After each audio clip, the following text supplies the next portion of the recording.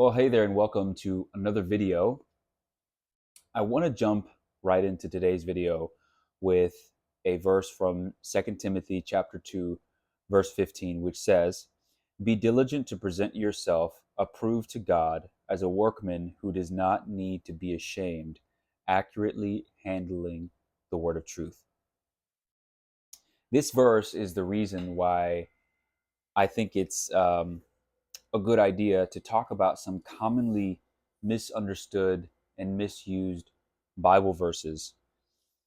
And when I go through some of these Bible verses, I want to show you some of my thought process when it comes to interpreting scripture and accurately handling the word of truth.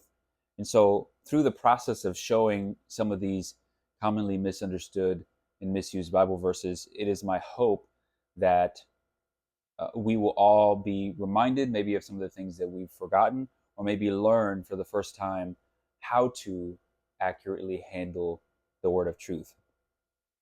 So, as you know from the title of the video, today I'm going to be talking about John chapter 3, verse 30. It says, "He must increase, but I must decrease." I'm sure you've heard the verse before, you've read it before, you've used that verse in some way, shape, or form before. So, how is this verse typically used? Or in this case, in the case of this video, how is it misused and misunderstood? Typically, when people say this verse, they mean it in a way that is supposed to um, show humility. It's a way of saying that I need to humble myself so that God can work through me. And the challenge is we can believe true things, but use the wrong scripture to justify that truth. Surely it's advantageous and effective for us as believers to humble ourselves so that we can become better vessels of God. But the question is this verse saying that, or is it saying something else? Now, before I move on to examine this verse and then the verses in the following videos, I want to say that I don't think the motives are bad. The motives are rarely the issue. I just think that the method is bad, and one of the reasons that we misunderstand seemingly simple Bible verses is because we hear things like "He must increase, but I must decrease." We hear them in a sermon, we hear them in a song, we hear them in conversation, maybe when listening to somebody's prayer, we hear it, and they mean something by the way that they use it, and it's usually the definition I gave before. And there's so many of these verses that people use, probably thousands of verses that we have heard with a assumed understanding of those verses, but we don't have time to fact check every single verse that anybody ever uses or references. So it's normal that some of the times we're going to fall victim to groupthink or just assuming that the person talking is using that verse correctly. So that's why sometimes that happens. And I know I've been uh, personally surprised by some of the things that I've misunderstood. That when I actually read the verse in context, I realized it didn't mean what I thought it meant originally. So we're all in the same boat in that regard. So, what is the context? That is a very, very important interpretive question. Context is king, as we always say, because when the Bible is saying something, or where somebody is saying something in the Bible, they're saying it in a particular context. It's not at all different from you walking into a conversation between two people, hearing one thing and making a drawing a conclusion about what they mean by that phrase or by that statement. Uh, I really love Stand to Reason.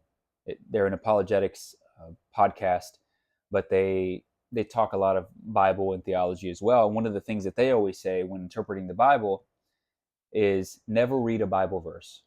Never read a Bible verse. And what they mean by that is never read it by itself.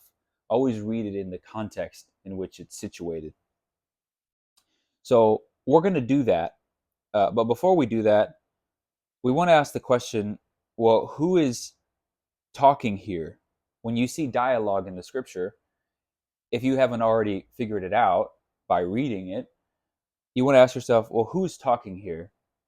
And the person that's talking here is John the Baptist. And he's talking about, obviously, Jesus.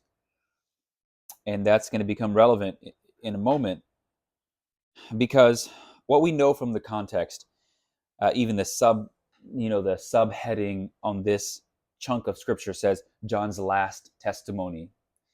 In essence, John's disciples were coming to him, having this discussion, sort of concerned about the fact that so many people were coming to Jesus to be baptized. They say in verse 26, he's baptizing and all are coming to him. Kind of an exaggeratory way of saying that. And it really shows their concern, like, hey, you're baptizing people, but it's like everybody's going to Jesus. And so John is responding to this concern of theirs. And he begins to say that Jesus is from heaven, and no one can do anything unless it has been given to him from heaven. And you know that I'm not the Christ, that he's the bridegroom, and I'm the friend of the bridegroom. Essentially, John is saying, I'm in a supportive role here. And John had a ministry that existed for the sole purpose of preparing a way for Jesus's ministry. So now that Jesus has started his ministry, people are coming to him, and that was John's whole goal, was for people to eventually come to Christ by doing this preparation, by making straight the way of the Lord. His ministry has fulfilled its purpose. So that's why we see this statement in verse 30, he must increase, but I must decrease. His ministry and his prominence must increase, but I must decrease, because he has already fulfilled the purpose for which his ministry existed. So that's my interpretation of that text. Now, can we still say that there's a sense in which we should humble ourselves before God, or that we need to die to ourselves? Sure, all of those things are true. We need to die to ourselves. We need to submit ourselves to God, humble ourselves. But the challenge is that's not what John is saying here. And so, if you wanted to make those statements, whether in a sermon or in a prayer or wherever, and use scripture with them, you'd have to look somewhere else. And I don't have time to get into all the scriptures that refer to those truths, but they're out there. So I hope this encourages you.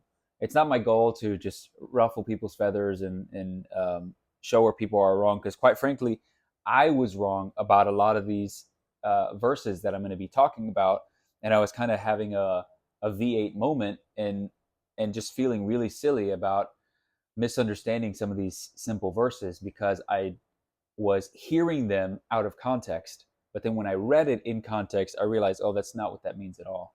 So this is a situation that is unique in history, that is not repeatable. John the Baptist was the only person that made straight the way of the Lord at his first coming. So it'd be hard to find an application for us today for this particular verse. But if you're trying to say other things like humble yourself and die to yourself, there are definitely a lot of verses that you can cite to confirm that. But anyway, I hope this blessed you. I hope this edified you.